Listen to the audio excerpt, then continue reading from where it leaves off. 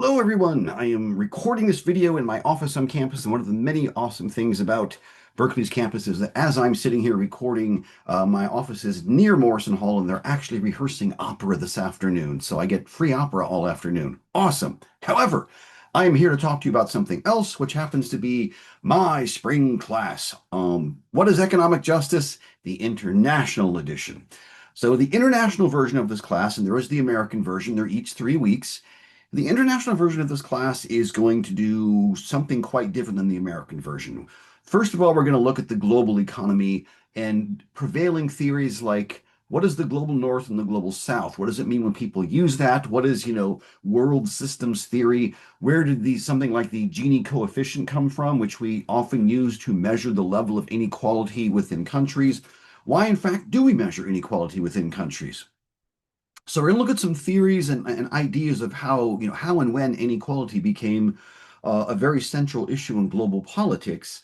And then, of course, we'll bring it up to the present and look at some other metrics that I'm sure you're all familiar with, but you may not understand where they come from. And that would be things like gross national happiness, or the metric of how we measure corruption, the corruption perceptions index. So we have those kinds of metrics and philosophies and theories to talk about. And then we're going to look at countries where economic inequality has become a politically destabilizing factor. There will be kind of an inherent comparative element between the US and the international context.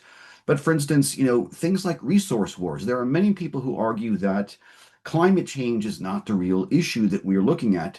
What we're looking at is basically resource wars based upon climate change. That resource wars is changing it's changing agricultural patterns, it's changing all sorts of things, and therefore, what might look like civil wars in places like the Democratic Republic of Congo are actually really battles over changing levels of inequality and changing access to things like pasture land or agricultural land and things like that. So we'll look at conflicts, even Iran, which is happening as I record this video.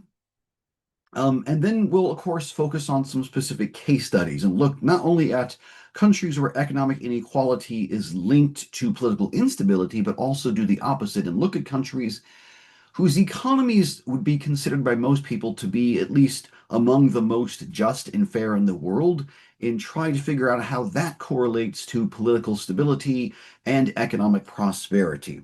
Of course, we'll look at some of the Nordic countries, but we have other places to go as well because it's not just the Nordics where different ideas have been tried. So as with the American version, the focus is less on economics per se and more on this very central question, which is what is economic justice and how does that play out internationally? Why should you be concerned?